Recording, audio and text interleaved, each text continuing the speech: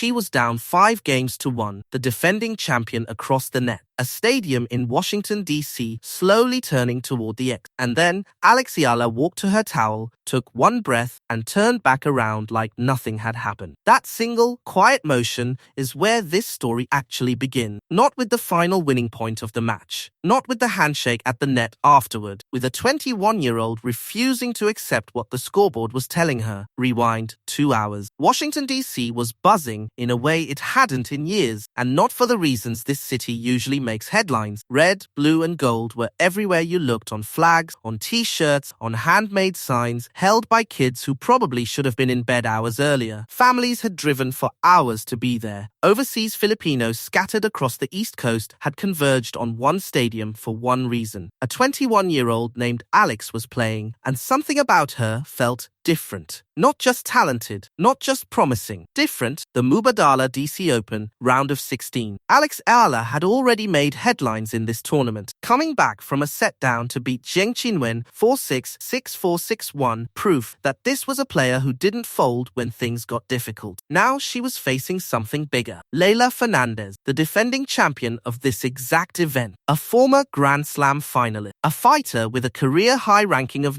13, someone who knew how to survive a match as much as win it, who knew how to make opponents feel the walls closing in right when they thought they had things won. There was history here too. Back in April, at the Stuttgart Open, Fernandez had beaten Eala in straight sets. This wasn't a stranger across the net. This was unfinished business, and everyone who'd followed the rivalry knew it. Fernandez, for her part, wasn't just another name on the draw sheet. She'd already reached a Grand Slam final earlier in her career, a run that turned her into one of the most recognizable young players on tour. She knew how to win ugly, how to grind out matches that looked lost, how to make an opponent doubt a lead they thought was safe. Coming into Washington as the defending champion meant she wasn't just playing for another title. She was playing to prove the previous year hadn't been a fluke, that this court, this city, belonged to her. That context mattered because it meant Eala wasn't just facing a dangerous opponent. She was facing an opponent with something to defend. Picture the warm-up. Two athletes, both composed, both giving away nothing. No visible nerves, just quiet, controlled, hitting the kind of silence that somehow feels louder than any cheer. Beneath it sat a question neither player could answer out loud. Who breaks first? Because underneath the strokes and the scorelines, that's what this match was really about. Not just skill. Belief, the kind that only reveals itself once everything starts falling apart. The match started fast, and it started in Eala's favor. She opened with a love hold, jumped out to a 3-0 lead, and looked every bit like the player ranked 28th in the world facing someone 34th. It wasn't reckless tennis either. She was stepping inside the baseline, making her returns deeper and heavier, tightening her grip point by point in a way that didn't look spectacular but looked patient. And patient tennis is the kind that wins tournaments, not just highlight reels. Fernandez clawed back, trading holds, extending rallies, forcing longer exchanges the way champions do when they sense a shift. But Eala closed the first set with her second break of the day. First set, Eala 6-2. Clean, controlled, decisive. The applause rolled through the arena, and for a moment it felt like the story was already written. But defending champions do not go quietly, and Leylah Fernandez was about to remind everyone exactly why she held that title. The second set opened like a completely different match. Fernandez came out sharper, faster, more aggressive, like she'd flipped a switch nobody else in the building had access to. She attacked earlier in rally. Her returns landed deeper. Every service game Eala had to fight for now felt like it cost twice as much energy as before. Eala's level dropped, and she knew it in real time. I know that she was playing a little better,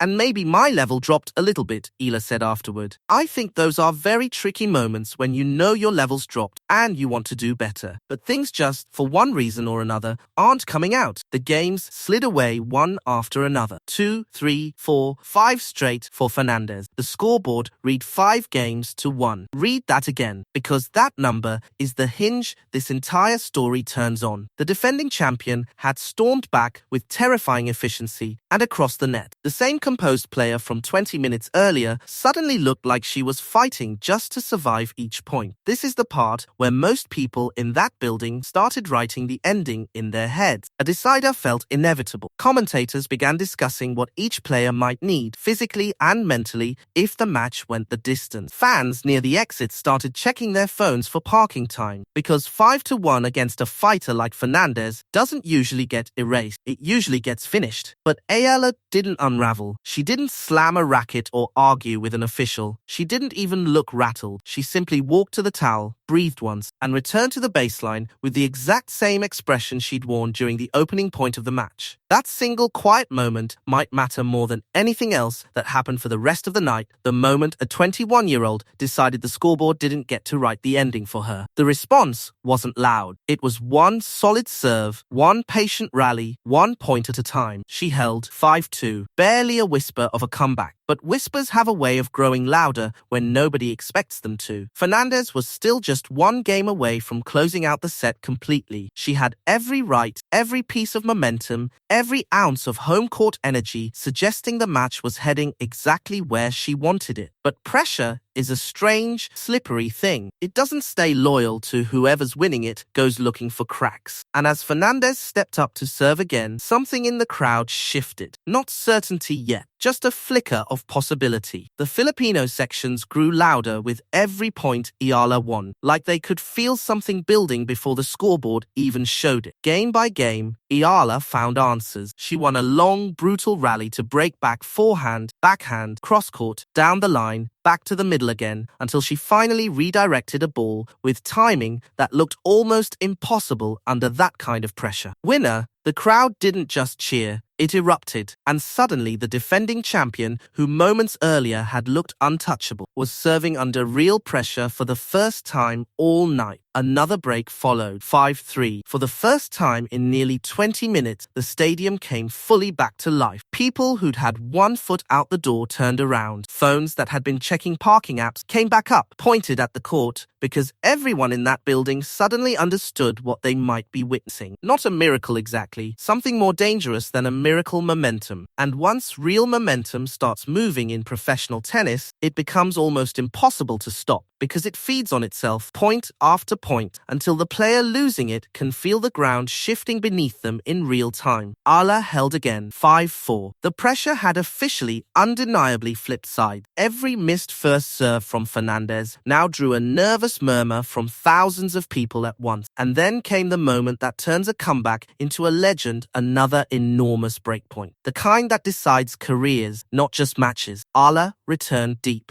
Fernandez answered. The rally stretched, and then an error. Break back. 5 games all. The sound that followed wasn't just applause. It was disbelief, echoing off every wall of that stadium. Minutes earlier, this match had looked finished. Now nobody, not the players, not the commentators, not a single person in those stands, had any idea what was coming next. 2 more tightly contested games passed in a blur of nerves and willpower, neither player giving an inch until the set reached 6-all. A tie-break, the most unforgiving format the sport has to offer. 2 hours of tactics and emotional investment compressed into a handful of points where a single mistake can end everything. Eala didn't hesitate. She built a 3-0 lead before Fernandez got a point on the board. Then she won 4 straight to close it out. 7 points to 1. Game, set, match, 6-2, 7-6, completed in 1 hour and 53 minutes. For 1 full second, there was nothing. Just silence thick enough to feel. And then the stadium detonated at once. There was no collapse to the court, no scream into the night sky. Eala smiled, walked calmly to the net, and shook hands with the woman who, 20 minutes earlier, had appeared to have the match fully in hand. Respect, not revenge-fitting, given that the win also evened her head-to-head series with Fernandez at 1 apiece, settling the account from Stuttgart. What makes this result matter beyond the scoreline is what it says about how Eala handles adversity. This wasn't the first time this tournament she'd needed to dig out of a hole. The win over Zheng Qinwen had come from a set-down as well, a match where she rallied from behind before closing it out 4-6, 6-4, 6-1. 2 matches, 2 moments where the easier path would have been to let the deficit write the story, and 2 times she refused to let it. That kind of composure isn't something built overnight. It's built in 1,000 practice sessions nobody ever films, in quiet moments of self-belief when no one else is watching. The numbers tell part of it. World No. 28 taking down a former Grand Slam finalist who has climbed as high as No. 13 in the world. But the deeper story is in the 5 straight games she conceded, and the 5 straight response she found the choice to keep asking one more question of her opponent's nerve every single point, rather than quietly accepting the version of the match Fernandez was writing in that second set. As the on-court interviews began, you could feel the conversation around her shifting in real time. Nobody was asking whether she belonged on this stage anymore. That question had been answered somewhere between 1-5 and 5-5. The new question, the one that likely followed fans out of that arena, was simpler and far more dangerous for her future opponent. How far can she actually go? There's also a quieter number worth sitting with. This win put Eala's head-to-head record against Fernandez at 1 match apiece, which sounds simple on paper, but rarely feels simple in practice. Rivalries like this one tend to shape careers over years, not single afternoons. 2 players who keep circling back to each other on tour, each meeting adding a layer to the last. Stuttgart in April had gone to Fernandez. Washington in July went to Eala, and it went to her in the most emphatic way possible, by climbing out of a hole that would have buried most players on tour. The next time these two share a court, both of them will remember exactly how this one ended. There's a version of this night where the story ends quietly, where a 5-1 deficit against a defending champion simply plays out the way form suggests it should, and nobody outside a small circle of fans remembers the match by winter. That's not the version that happened. The version that happened has a 21-year-old walking to a towel with the match slipping away, breathing once, and deciding that a scoreboard is only a record of what's already occurred, not a prediction of what comes next. Whatever happens next in Washington, this result adds something that doesn't show up on a stat sheet. Every win like this one doesn't just add a result to a season. It adds pressure. It adds expectation. It adds a spotlight that gets brighter and harder to hide from every time she steps back onto a court. But if the last 2 hours in that stadium proved anything, it's that Alex Eala isn't chasing anyone else's expectations anymore. She's setting her own. And somewhere beyond that stadium, in tournaments nobody has scheduled yet, an entire tennis world just quietly started paying very, very close attention.